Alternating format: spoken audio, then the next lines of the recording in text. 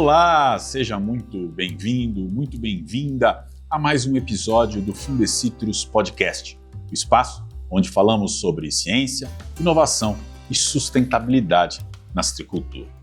A sustentabilidade deixou de ser apenas um conceito e passou a ser uma condição cada vez mais presente no dia a dia da citricultura. Produzir com eficiência, reduzir impactos ambientais, usar os recursos naturais de forma racional e, ao mesmo tempo, garantir viabilidade econômica e responsabilidade social. São desafios que hoje caminham juntos no campo.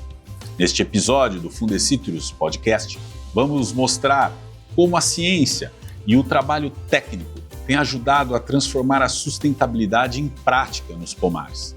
Também vamos conhecer mais sobre o programa Bons Frutos, uma iniciativa do Fundecitrus que fortalece esse compromisso no campo.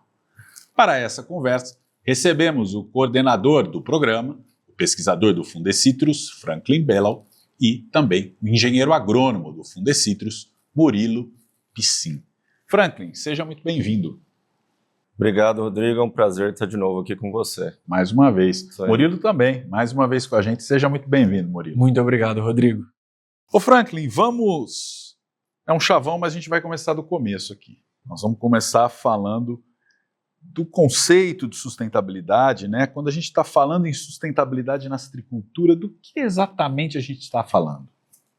Pois é, Rodrigo, sustentabilidade é um termo bastante amplo, né? Diverso. Sim. E aí, quando a gente fala de sustentabilidade na citricultura, nós podemos falar de o que vem primeiramente. É trato cultural, né? A citricultura depende muito de diferentes atividades para manter aquele pomar produtivo. Então, quando a gente pensa no grande número de pragas e de doenças que acometem a cultura, nós estamos pensando também como controlá-las. Perfeito. E da melhor forma possível. Então, controlar no menor custo possível, com o menor impacto ambiental possível. Né? É uma atividade perene, então ocupa bastante espaço na nossa geografia. Temos que pensar também nas áreas de preservação permanente que a citricultura também pode englobar, que ela pode também abrigar. E, é claro, nós temos que pensar nas pessoas. É uma cultura que depende de uma enormidade de pessoas, é feita de pessoas, da mão de obra que toca a atividade do plantio, a colheita. Então, a sustentabilidade, com certeza, passa por ali também. E é aí que o Bons Frutos entra. Tá, perfeito. Ô Franklin, na sua avaliação, por que a sustentabilidade ela se tornou um tema tão relevante, é um conceito relativamente recente, mas ela se tornou um conceito relevante para o Fundecitrus e para o setor citrícola como um todo? Na verdade, a sustentabilidade ela se tornou relevante para qualquer atividade, né? Não necessariamente uma atividade econômica. E na agricultura isso é mais evidente, porque ela engloba os 3 pilares, né, de uma forma bem evidente. Que seriam esses pilares? Ambiental, social e o econômico. Perfeito. E no caso do Fundecitrus, o Fundecitrus foi criado de uma forma a preservar inicialmente o pilar econômico, a viabilidade econômica da cultura. Né? Que era o que se discutia em 77, né? Exatamente. A viabilidade das atividades. Né? Perfeito. E é uma cultura, como eu comentei, acometida por muitos problemas, dificuldades. Então, para a cultura se manter viável, tem que se manter produtiva.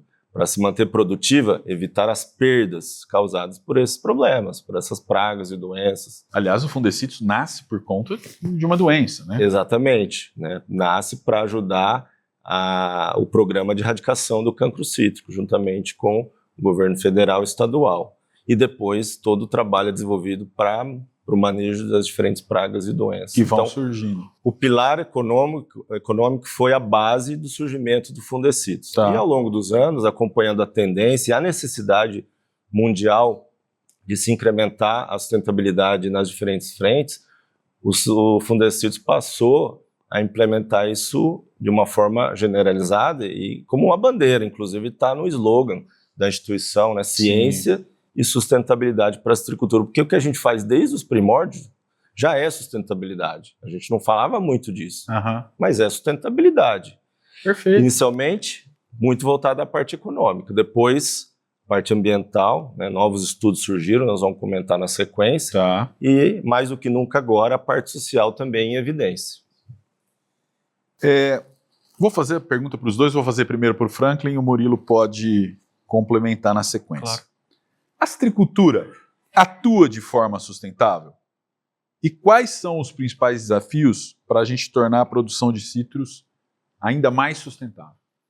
Eu diria que sim, Rodrigo. É uma atividade sustentável diante dos inúmeros desafios. É claro que é um processo. Isso é contínuo, né? Se a gente olhar para a posição do Brasil, né, nossa citricultura, nós temos um clima tropical, subtropical, que é muito mais favorecido para a ocorrência desses problemas fitossanitários. Perfeito. Então, nós fazemos o controle, nós somos liderança no manejo de pragas e doenças, Green é uma delas, com todas essas dificuldades e favorabilidade a essas pragas. Então nós fazemos isso de forma sustentável porque estamos em pé, a indústria continua forte apesar de todos os desafios, temos as questões climáticas nos ameaçando, a seca, a necessidade da irrigação, não só no cinturão tradicional que não tinha essa demanda, passou a ter, é um índice que vem crescendo, Perfeito. passa de 40% hoje.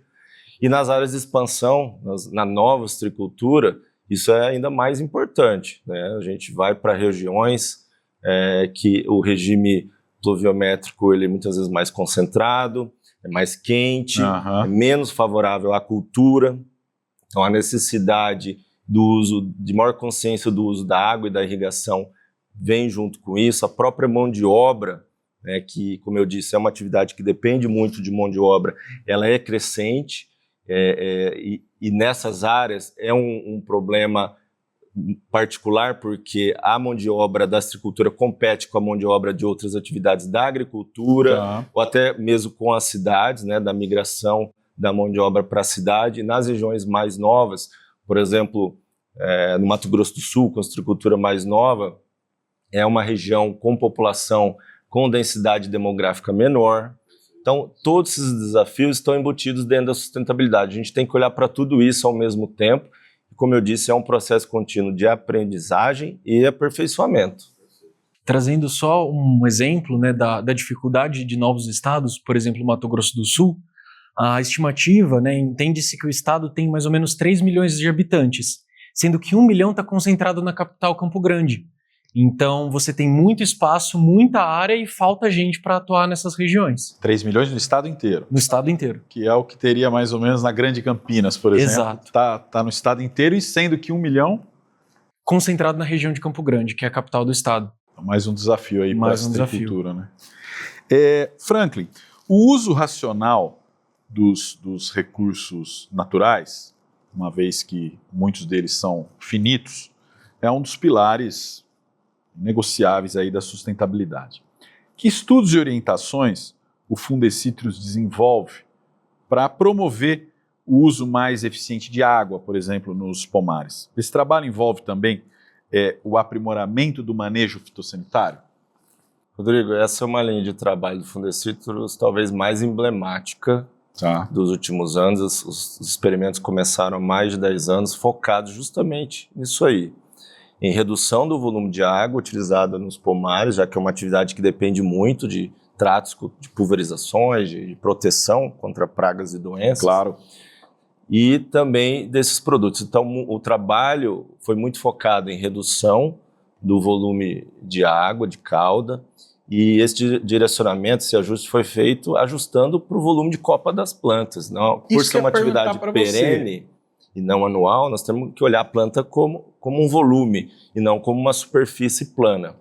Então, esse trabalho, com até participação do IAC, foi desenvolvido, iniciado lá atrás, nós conseguimos ajustar o volume de cauda para as diferentes pragas e doenças, psilídeo, podridão floral, cancro cítrico, pinta preta, leprose e assim por diante. Então, cada praga e doença tem um volume ideal mínimo para que se use menos água, se torne um processo mais eficiente a aplicação. Então, há uma economia de equipamento, de máquina, de combustível, E também fizemos ajustes na quantidade, em alguns casos, o mais emblemático é do cobre, ajuste da dose de cobre por metro cúbico de copa da planta, para que a dose acompanhe o crescimento do pomar, não tenha desperdício, não tenha lixiviação para o solo, não tenha o desenvolvimento de bactérias resistentes ao cobre. Então, isso aí foi realmente um tema que a gente trabalhou bastante. Isso está sedimentado no setor, o setor pratica e usa isso de uma forma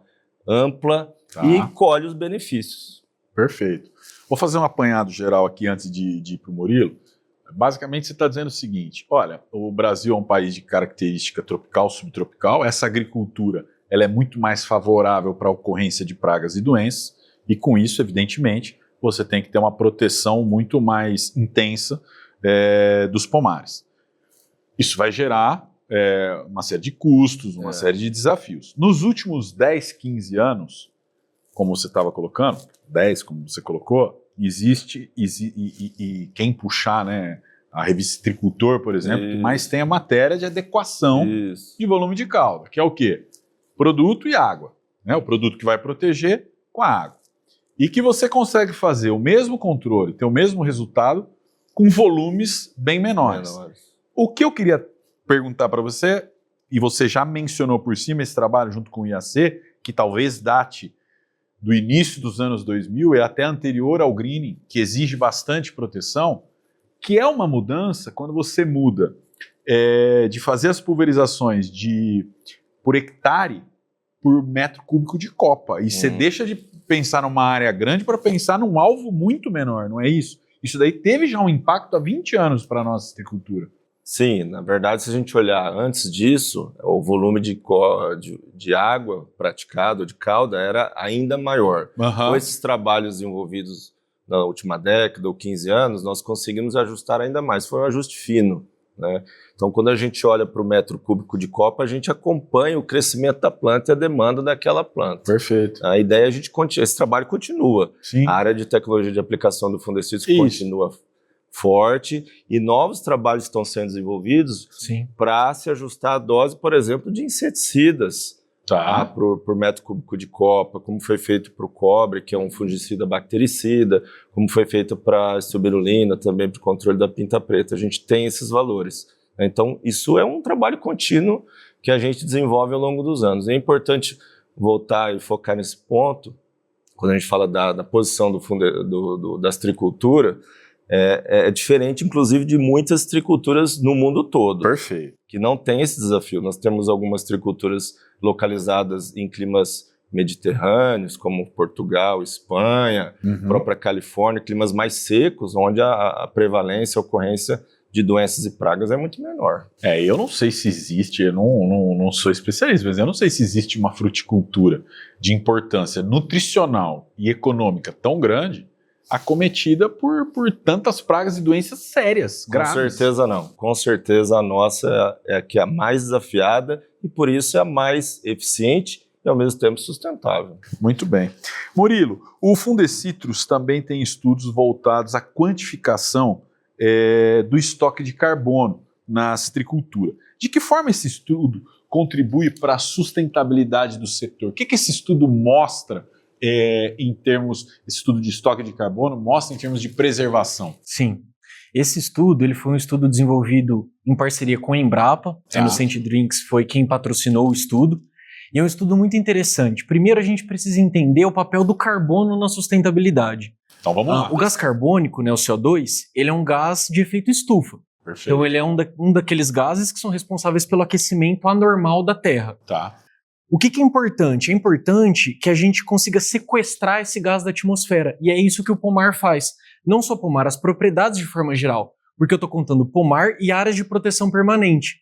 Então essas duas estruturas, elas sequestram o dióxido de carbono da atmosfera e mantêm em forma de carbono mesmo. Tá bom. Hoje, a gente tem o dado de que 36 milhões de toneladas de carbono são armazenadas nas propriedades citrícolas do cinturão. Perfeito. Isso equivale a 133 milhões de toneladas de CO2. Tá. Fica um dado um pouco abstrato. Que a gente trazendo para a nossa realidade, vamos lá. são 30 milhões de carros movidos a gasolina por ano. É bastante Essa coisa. emissão é equivalente ao que tem de armazenado de carbono no cinturão citrícola. Realmente é um número. A citricultura tem uma característica, a perenidade, né? O volume das árvores, né? Exato. E esse estudo inclui também a vegetação nativa preservada, Sim. né? Não é só as laranjeiras. Sim, como eles fizeram esse estudo? Eles pegaram plantas de citros, algumas plantas presentes na área de preservação permanente e a biomassa acumulada no solo, na camada de 0 a 30. Tá. Foi feita uma massa desse material úmido, depois desse material seco, e foi extrapolado para toda a área de produção de citros. E aí, a partir dessas contas matemáticas, a gente conseguiu entender o estoque de carbono dentro das propriedades de forma geral, não especificamente só nas plantas de citros. Eu me recordo, na época que saiu esse estudo, essa quantidade equivalia mais ou menos ao que a cidade de São Paulo emitia em 8 anos. Sim. Então, É muita coisa. é bastante coisa. Ou 30 milhões de veículos, né? Isso. É muita realmente coisa. é bastante. Esses estudos que embasaram o estoque de carbono, eles também revelaram um importante potencial de diversidade da fauna nos pomares. Então é possível conciliar produção, manejo e conservação da biodiversidade? Como que esse equilíbrio pode ser construído e conquistado na prática? Não só é possível, como já acontece. Tá. O que acontece? Uma área de citros, por exemplo, ela tem uma área de produção, uma área de preservação, perdão, em torno de 30%. Ou seja, eu tenho 3 hectares produtivos e 1 hectare de área de preservação permanente. Tá. Isso é 10% a mais do que a legislação obriga. Tá. Porque a legislação obriga que a gente tenha mais ou menos 20% Nesse bioma. de área de proteção. Correto. Então, eu tenho já uma mata nativa dentro da minha propriedade. Essa mata nativa, ela me ajuda, ou ajuda o produtor, no caso, a preservar a fauna. Essa pesquisa, ela usou, por exemplo, aquelas armadilhas fotográficas com visão noturna. Quando a gente fala armadilha, não é de pegar Isso, não, animal. é uma fotografia. É para poder registrar. Isso. Pegadas, penas, Infravermelho. fezes de alguns animais, para poder entender quais animais estão ali no pomar. Foi uma pesquisa bastante objetiva, não foi uma estimativa aproximada, uma medição, uma metodologia específica. Isso, foram feitas em 5 propriedades no cinturão. Em regiões diferentes. Em regiões diferentes, em todas as regiões, né, sudoeste, sul, centro, norte e noroeste. Perfeito. E o que mostrou? Mostrou uma grande diversidade, por exemplo, de aves. 1/3 das aves que são registradas no estado de São Paulo, elas foram encontradas também em propriedades citrícolas. É bastante. Mamíferos, quando a gente pensa nos mamíferos, encontrou uma diversidade, por exemplo, coati, cotia, até maiores, onça-parda, jaguatirica. Tá. E por que é importante, por exemplo, encontrar onça-parda e jaguatirica? Porque elas compõem, junto com o coati e com a cotia, você monta diferentes níveis tróficos dentro de uma cadeia alimentar. O que seria isso? Eu tenho animais que são herbívoros, animais que são onívoros e animais carnívoros, que são topo de cadeia alimentar. Então eu completo todo o meu ciclo biológico de uma fauna rica. Que mostra a diversidade mesmo. Exato. Tudo isso dentro da citricultura. Interessante. Para quem tiver interesse, Brandão, no site do Fundecitrus, no nosso canal do YouTube, tem vídeos mostrando essas pesquisas, explicando um pouco melhor a metodologia, como foi feito, até imagens muito bonitas da fauna e da flora presente nas propriedades. Então, quando você me pergunta se a citricultura é sustentável, ela já é sustentável. Claro que nós temos que continuar aprimorando, mas tem muitos aspectos que já são bastante evoluídos nesse sentido. Perfeito. Ô Murilo, a gente fala em sustentabilidade, não tem jeito. É um animal que vem na mente, que é a abelha. Sim. Né? O Fundecitrus também desenvolve estudos sobre a convivência existe essa convivência entre citricultura e as abelhas e a produção de mel, que são insetos fundamentais para os ecossistemas. Não sei nem dizer tecnicamente se a abelha tem importância propriamente como tem para outras fruticulturas na polinização, mas ela é fundamental, muita parte da vida depende das abelhas. E o que a gente já sabe sobre esse tema e como essas orientações se traduzem efetivamente no campo? Não tem dúvida de que a abelha ela é fundamental para a produção Essencial, citrícola. né? Fundamental. Não só citrícola, como para toda a agricultura. Tá. A abelha ela é fundamental. Também para a citricultura. Também para a citricultura. Ok. O produtor, principalmente em época de floração, ele toma todos os cuidados necessários para garantir a sobrevivência e a viabilidade dessas abelhas. Existem muitas vezes parcerias entre apicultores e citricultores para que você tenha um aumento dos enxames, né? Às vezes o apicultor leva as caixas de abelha para que elas possam se alimentar ali, polinizar as plantas e produzir o mel de laranjeira que todo mundo gosta. É o mais valorizado. É o mais valorizado, não tenho o que falar. O cinturão do estado de São Paulo, ele é responsável pela produção de 80% do mel que é consumido. 80%? 88%, Quase perdão. 90%. Quase 90%. É muita coisa. Nos últimos 30 anos, houve uma evolução de 121% da produção desse mel nos municípios produtores de citros. E chamando atenção ainda para a região de Avaré, que é uma região muito importante na produção citrícola, dos 90%, né, 88%, 90%, 42% vem dessa região. E que é uma região que se tornou muito forte na citricultura Sim. nos últimos anos aí, Sim. né? Exatamente, é uma região que é muito importante tanto para a produção de mel quanto para a produção de citros. Além disso, tem um estudo recente, foi lançado agora em 2025, feito pela Unesp de Rio Claro, um laboratório de produtos apícolas do professor Malaspina e da professora Roberta. Esse estudo ele mostra que em propriedades onde você tem uma maior área de proteção permanente, você tem também uma maior biodiversidade de agentes polinizadores.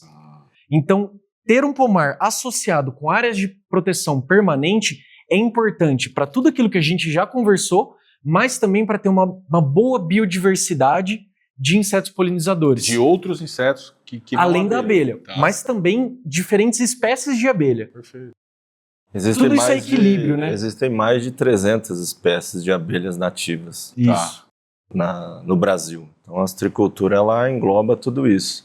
E isso mostra, na verdade, tudo isso que o Murilo está comentando, mostra a convivência harmoniosa da citricultura com a apicultura e com as abelhas no ambiente. E existe essa comunicação efetiva entre o citricultor e o apicultor? Sim.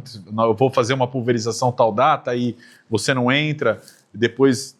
Sim. Isso daí existe no dia a dia. Além dessa comunicação, né? Existem isso, parcerias formais. existe também o cuidado do citricultor na escolha do produto em que ele vai usar. Porque existem produtos que têm um espectro maior, um produto que tem um espectro menor, mais específico para a praga que a gente quer controlar. Então o produtor ele também opta por produtos que são mais específicos, para que não tenha nenhum problema de resquício ou que possa causar mortalidade de abelhas. Muito bem. Lembrando que o Fundecitrus também atua não diretamente em pesquisa nesse sentido, mas na divulgação, na educação. Nós temos um manual específico sobre as boas práticas de convivência, abelhas e citricultura, nós temos matérias em revistas. Verdade. Fomentamos e damos apoio a trabalhos conduzidos pelas universidades. Então é um trabalho conduzido por toda a comunidade e sim, a abelha está presente, ela é importante para a nossa citricultura e nós conseguimos conviver com elas de forma sustentável. Sim. Excelente. Ô Franklin, a gente estava falando dos conceitos da sustentabilidade, né? Econômico, social, ambiental. Algumas correntes colocam até um quarto pilar, um pilar cultural. Então, a sustentabilidade ela vai além dos aspectos ambientais, que a gente falou recentemente, e mesmo econômicos, que é a natureza do negócio. Qual que é a importância do pilar social para a citricultura brasileira? Brandão, o pilar social ele é tão importante quanto os demais pilares, né? A citricultura, mais do que talvez outras atividades, ela é feita de gente, a citricultura. Ela depende muito de mão de obra. Ela, comparado também a outras atividades, ela não é tão mecanizada. Do plantio e principalmente até a colheita, a gente depende de gente. Tá. Então, quando a gente olha para a sustentabilidade, nós temos que olhar para as pessoas, nós temos que olhar para esse trabalho, como ele está sendo conduzido. Está sendo de forma correta, né, para que as pessoas tenham as melhores condições e para que também a eficiência seja a melhor possível. Então é aí que realmente vem essa preocupação e dentro da sustentabilidade um olhar mais específico para isso. E é aí que nasce o Bons Frutos. O programa Bons Frutos, ele então, como você está dizendo, vem com esse olhar. Quais que são, então, os principais objetivos dessa iniciativa e como que ela se conecta a toda essa sustentabilidade que a gente já estava elencando aqui? O programa Bons Frutos, ele tem o objetivo de trazer para a nossa conversa do dia a dia, seja em eventos, seja no bate-papo individual do pesquisador, do agrônomo com o produtor, as boas práticas trabalhistas. Tá. Então a gente precisa falar mais disso. Então o Bons Frutos provoca isso. E também, claro, trazer a informação correta para o produtor. Quais são os aspectos que ele tem que estar preocupado quanto ao empregado dele? Quais as condições mínimas que ele precisa oferecer para estar em concordância, consonância com a legislação? E como ponto principal do Bons Frutos, a gente traz o guia de boas práticas na citricultura, que nada mais é do que a tradução de uma forma simplificada, mais fácil, da NR31, que é a legislação trabalhista. Tá. São as normas, a regulamentação para as boas práticas do trabalho rural, né? Então a gente traz uma forma ilustrada, fácil, daqueles principais aspectos que o produtor tem que estar atento e buscar o apoio à consultoria, a devida consultoria para estar em conformidade. Então o Bons Frutos é para isso, para a gente falar mais sobre as pessoas, sobre o trabalho, como ele é conduzido e aumentar a consciência dessa importância na citricultura. Eu posso dizer que o tema da sustentabilidade ganhou muita relevância aqui dentro da gestão do Dr. Mono. Foi um presidente muito atento a essa questão. E eu me recordo dele muitas vezes dizendo que as nossas legislações ambiental e trabalhista, elas já são extremamente rigorosas, elas já são extremamente cuidadosas, extremamente amplas. A gente, nesses materiais, a gente está falando da conformidade com essas legislações de uma forma muito didática. Muito didática e específica, voltada ao produtor rural. Tá. Então, que envolve totalmente a citricultura, que é um tema muitas vezes mais fácil, mais acessível para os grandes produtores, que têm as equipes, assessorias, e menos para o pequeno e médio produtor, Tá. que muitas vezes tem inúmeras outras preocupações. Lógico. Culturalmente, esse não é um assunto muito debatido e falado, Sim. e é aí que entra o objetivo dos Bons Frutos, é falar sobre e aumentar a consciência sobre isso, para que o produtor, muitas vezes não é que ele não quer seguir a legislação, é pura falta de conhecimento, mesmo culturalmente, passando de geração para geração, a gente já está na terceira, quarta geração dentro da citricultura, muitas vezes, né, completando 100 anos de uma citricultura mais profissional, comercial, que foi iniciada principalmente na década de 1930. Então, é um processo, né? E agora a gente precisa falar mais sobre isso, trazer mais para a realidade do produtor. O Bons Frutos, ele traz esse foco educativo, de conscientização, de informação, e aproveitando toda a estrutura que o Fundecitrus tem, né, a equipe de extensão, o Murilo é o representante dentro do programa, é o ponto focal, para levar isso para os eventos, para falar sobre isso, para tirar dúvidas. Nós não vamos dizer ao produtor o que ele deve fazer, o que está certo, o que está errado, né, isso compete a outros profissionais, claro, mas para falar da importância de seguir as regras, de seguir a legislação. E aproveitando também o estilo Fundecitrus, né, de produzir materiais técnicos, de fácil acesso, fácil leitura, e tudo que a gente já sabe fazer em relação à aproximação e à permeabilidade com a citricultura. A gente está no dia a dia com o produtor, todo dia ele visitando, falando sobre manejo de pragas, falando sobre manejo de doenças, entendendo quais são as dificuldades.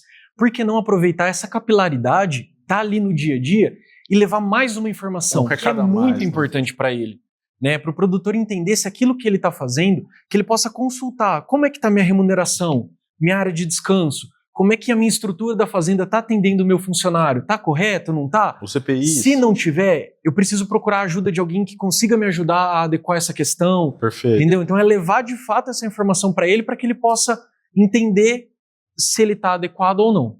É uma citricultura tão bonita, você está falando aí de 100 anos, né? Uma citricultura que venceu e vem vencendo tantos desafios fitossanitários, é uma citricultura que preserva tanto, né? Que gera tantos empregos. Eu acho até que tem um lado, ela é uma citricultura que depende muito até na colheita, né? Mas assim, ela é bem remunerada se você comparar com muitos empregos nas cidades. Tem uma vida no campo que muitas vezes é muito mais saudável, né? Com outras ansiedades muito melhores. Então, por que não seguir todas as boas práticas e fazer uma citricultura 100%, uma citricultura impecável, né? Sim. Acho que esse é justamente isso. Murilo, você falou de área de descanso, eu acabei até atropelando você, falei EPI aqui, me perdoe. Que mais de informações o citricultor vai encontrar neste guia do Bons Frutos? Legal, Brandão. Eu tenho aqui um exemplo do guia. Um exemplar aí? Isso. Tá. Eu vou abrir aqui no índice para te mostrar algumas coisas que a gente tem. Por exemplo, se o produtor ele tiver dúvidas sobre fornecimento de água potável, se ele tiver dúvidas sobre o transporte dos empregados, a contratação de trabalho migrante, alojamento, moradia. Muito Essas são importante. algumas das questões, a jornada de trabalho. Então essas são algumas das questões que ele pode encontrar aqui, no caso, se ele tiver alguma dúvida, ou se quiser ver se o que ele está fazendo está tudo correto, né? O guia vai trazer todas essas informações. Isso. Checklist, né? Os pontos principais que o produtor tem que observar. Exato. Algumas checklist. informações já estão aqui, mas é claro, mais detalhes têm que ser obtidos com um profissional adequado, com consultoria adequada. Acho Exato. que aqui é justamente para se adentrar ao assunto, né? Para se Isso. começar. Então eu acredito até que ele esteja de uma maneira, estou vendo aqui por cima aí do Murilo, Sim, ó. mas palatável, né? Uhum. Textos curtos, objetivos. Isso. Segue o estilo Fundecitos, né? Tá. Bastante Isso. imagem, Bastante ilustração, informação e fácil leitura, muito diferente de uma legislação, Sim. que é um texto mais pesado, bastante. esquemas e fácil memorização. Tá. Então, tudo isso para cumprir com esse objetivo aí de trazer o tema, chamar atenção e fazer, de alguma forma, o produtor a se atentar mais a isso. As boas práticas na citricultura. Exato. Isso. Muito bem. Murilo, eu até vou fazer uma pergunta antes daqui. Voltando a essa questão de 100 anos. Todo mundo é prisioneiro do seu tempo. Sim. Não tem muito jeito. Hoje tem mais acesso. Isso muda também? Sim, não tenha dúvida. O acesso à informação hoje está muito mais fácil. Tá. Quem não tem o mundo na palma da mão? Uhum. Todo mundo. Então é muito mais fácil você ter acesso a essas informações. Tá. A citricultura também tem mudado. Em 100 anos você tem 2, 3 gerações Claro. de citricultores. 4. O citricultor por si, ele é resiliente. A nossa citricultura é resiliente. Sim. Então aquele produtor que vem vencendo, vem batalhando contra as principais pragas, junto com uma nova geração que já está antenada nessas questões de sustentabilidade, que cresceu junto com a teoria da sustentabilidade. A sustentabilidade é de 72. Na ONU isso foi discutido em 1972. Recente. Então é muito recente. Sim. O produtor já sabia cultivar laranja há muito tempo quando a citricultura começou a se desenvolver. Sim. Então uma nova geração crescendo junto com a citricultura e tendo voz ativa na tomada de decisão dentro do pomar, com certeza, leva em consideração esses 3 pilares para conduzir as ações do dia a dia. De que maneira, Murilo? Vamos falar um pouco de imagem. Uhum. Em alguns momentos, eu acho que a imagem que se tem, que alguns lugares, ou em alguns momentos, se tem da citricultura não corresponde à realidade. Sim. Vou falar um exemplo bem... a série histórica, se eu não me engano, de safra começa em 88. Nós podemos falar que a gente produz o mesmo com metade da área. Uhum. Isso é sustentabilidade, isso é o Sim. dobro de produtividade, devolvendo área, Uhum. né? Ou seja, sem abrir área a mais. Como as boas práticas trabalhistas podem contribuir para que a percepção sobre a citricultura seja mais próxima à realidade? Sim. A citricultura ela é feita de pessoas. Do plantio à colheita, você tem processos e pessoas. Isso é certo. Tá. O suco que a gente produz, a fruta que a gente produz, ela já é de excelência. Então, essa imagem está clara. Agora, a gente precisa de boas práticas trabalhistas no campo. A adoção dessas boas práticas, ela precisa acontecer e a imagem precisa se refletir para que a gente mostre que o produtor, né, a pessoa que está ali no dia a dia, ela tem as melhores condições, ela está em conformidade legal, ela sai de casa com tranquilidade de que ela vai retornar para a casa dela no final do dia, e para que a excelência no suco e na fruta, ela não fique só no consumidor, mas que a gente tenha excelência na produção, excelência no dia a dia, excelência no cotidiano de quem produz também. Duas coisas eu estou dizendo da imagem, é evidente, é óbvio que eu não nego que existiram casos recentes de notícias ruins, inclusive trabalhistas, para a citricultura. Eu estou dizendo que, de uma forma geral, a citricultura, numa balança, ela produz muito mais benefícios para a sociedade, ela é muito mais importante e que ela se transformou demais nos últimos, você está falando de 72, mas nos últimos 30, 20 anos, ela é uma outra citricultura, muito Sim. mais moderna, muito mais comprometida com todos esses valores, inclusive por questões de exigência do consumidor, né? Sim. O consumidor exige muito esse caminho trabalhista aí que você está falando também, né? Exige. É uma questão hoje de segurança social, né? Então é importante que o consumidor ele tenha essa segurança quando ele vai comprar o suco, por exemplo. Ele sabe que aquele suco é proveniente de uma fazenda, de uma propriedade, de um, né, que tenha Sim. o cuidado com a pessoa. E além disso, Brandão, a gente precisa lembrar da geração de emprego da citricultura, né? Porque são mais de 200 mil empregos gerados diretos e indiretos. Sim. Trazendo um comparativo, se eu for pensar a citricultura, ela gera um emprego a cada 9 hectares produtivos. Cana-de-açúcar, por exemplo, eu preciso de 80 hectares para gerar o mesmo emprego. Então eu mudo a realidade de uma região onde a citricultura está inserida. Sim. Além do que, o meu funcionário, ele muitas vezes ele não vai ser contratado só para capinar.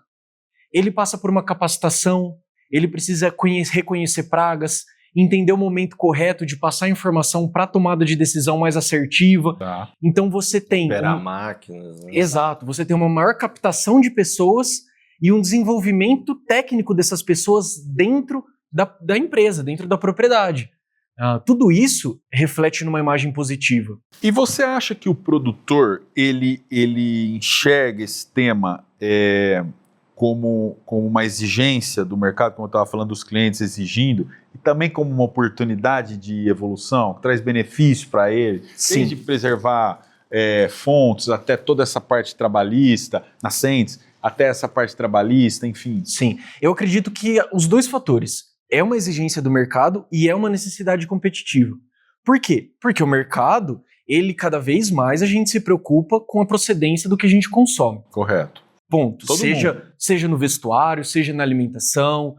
O próprio produtor é assim com outras coisas. Exato, né? exato. O produtor Porque ele vai comprar. Como Exatamente. consumidor. Como consumidor. Exato. Às vezes a gente está em algum restaurante, vê o patrão tratando mal um garçom ou algum funcionário dele, a gente já fica até com o pé atrás de continuar ali naquele estabelecimento. Claro. Porque é uma questão de ética. Sim. Então o consumidor ele se preocupa, claro, com esse tipo de segurança. Além do que, aí pensando na competitividade, se você é dono de uma empresa, se você é dono de uma propriedade e você oferece condições melhores de trabalho, você oferece uma remuneração justa, você oferece uma carga horária justa, o seu espaço ele é amplo, ele é diverso, ele respeita diferenças, você se torna mais competitivo para a aquisição de melhores talentos, Perfeito. de pessoas que têm uma melhor entrega, Perfeito. de pessoas que são mais comprometidas com o trabalho. Então, pensar no social dessa forma é garantir a entrega de um produto de qualidade seguro e garantir que os seus funcionários vão te entregar algo bom com segurança. É ético e traz ganhos. Exato. Ô Franklin, vamos olhar para o futuro. A sustentabilidade tende a ser esse diferencial competitivo que o Murilo estava falando. e mesmo uma condição básica de permanência no mercado? Inicialmente, quando a gente pensa em sustentabilidade, parece muito mais um diferencial competitivo, acho por conta do período que a gente passa, que a gente viveu nas últimas 2 décadas ou 1 década, entendendo como algo diferente. Tá. Sendo diferente, você é mais competitivo. A partir do momento que alguns conceitos são inseridos de forma definitiva, isso vai se tornando básico. Cultura, né? Não tem como mudar, não tem como voltar. Né? Não dá para usar volumes de cauda que a gente praticava lá atrás. Não dá para ter determinadas atitudes em relação ao trabalhador, ao meio ambiente que se praticava lá atrás. Então, é um processo, depende, claro, de cada caso, cada assunto, tema, mas alguns conceitos que vão sendo inseridos são inseridos de forma definitiva e se tornam conceitos básicos e necessários para aquela atividade. Muito bem. Eu queria, eu até vou relembrar ali de trás, o manejo regional tem um pouco de sustentabilidade, né? Tem. Quando você a gente identifica e que a população está alta, né? A população de psilídeo está alta no nosso pomar e a gente age conjuntamente ao mesmo tempo, você faz menos pulverização e torna ela mais eficaz. Esse é outro exemplo que o Fundecito tirou, não é não? Sim. Existem diferentes ângulos de sustentabilidade. Primeiro, precisamos controlar o greening, manter ele baixo. Então, essa é uma estratégia, olhando de forma macro, né, que é a preservação da ostricultura. E o outro é isso que você comentou, né, fazer isso de uma forma com menor impacto ambiental, econômico, menor quantidade menor exposição, né, de pessoas. Eu vejo os 3 pilares dentro desse manejo externo que você comentou. Por exemplo, quando a gente faz uma pulverização conjunta, quando a gente faz aquela substituição das plantas ao redor das propriedades, Bem lembrado. você tem uma menor aplicação de inseticidas, né? Então você tem um impacto ambiental menor. Você tem uma conscientização da população e uma manutenção das propriedades naquela região. Então você tem uma manutenção de empregos e uma possível geração de novos empregos, âmbito social. E no âmbito econômico, é garantir que você vai ter uma menor incidência da praga, então você vai ter viabilidade econômica, você vai gastar menos com inseticida, viabilidade econômica, você vai usar menos água, viabilidade econômica e viabilidade ambiental. Perfeito. Além, só lembrando, né, que esse trabalho de substituição das plantas, a gente doa uma planta no lugar daquela que foi retirada. Então o impacto ambiental de tirar uma planta de citros ao redor da fazenda, ele é praticamente nulo. Zero, porque você coloca uma planta nativa, muitas vezes, no local daquela murta que é uma planta exótica. Muito bem. Me ocorreu o exemplo nem estava no roteiro, do manejo regional, mas para a gente encerrar, Franklin, depois Murilo, eu queria... a gente falou muito, e já que a gente terminou com o manejo regional, historicamente a gente falou muito disso, que é o que o Fundecitrus fez ao longo aí desses quase 50 anos. E agora tem um trabalho novo, uma iniciativa nova, que é o Bons Frutos, levando informações para o citricultor sobre as boas práticas na citricultura. Considerando tudo isso, sua mensagem final aí de encerramento sobre sustentabilidade, Franklin. Eu acho que a lição que fica para nós, para a nossa geração, é que a sustentabilidade ela é algo irreversível. Perfeito. E que o que nós víamos como algo sustentável, diferencial competitivo, ou até um custo no passado, é algo necessário hoje. Necessário. A gente vê em todas as redes sociais, meios de comunicação, a conversa dentro das empresas é muito sobre isso, o aumento da sustentabilidade. Então, é algo que daqui a pouco vai se tornar tão natural que a gente nem fale tanto, porque é mandatório. Então, nós temos que agarrar isso com todas as forças, continuar fazendo nosso trabalho, que é sempre voltado à sustentabilidade, mas de agora cada vez mais de uma forma mais ampla. Onde mais podemos atuar, de que forma podemos ser ainda mais sustentáveis nas diferentes frentes. Então, essa é a missão para o Fundecito, que cada vez mais está atuando nas diferentes frentes. Então, como podemos nos tornar mais sustentáveis e ajudar a citricultura a não só a se tornar mais sustentáveis, mas enxergar a própria sustentabilidade que já existe. Perfeito. Exato. A sustentabilidade ela faz parte, ela está no dia a dia da produção, do consumo, em tudo que a gente vive tem sustentabilidade. E a citricultura ela vai progredir cada vez mais nesse caminho, né? Enxergar aquilo que pode ser feito. Talvez hoje o que a gente enxergue como comum daqui para frente não seja, a gente tenha que adaptar, mas a citricultura ela é adaptável, ela é resiliente, a gente sabe disso.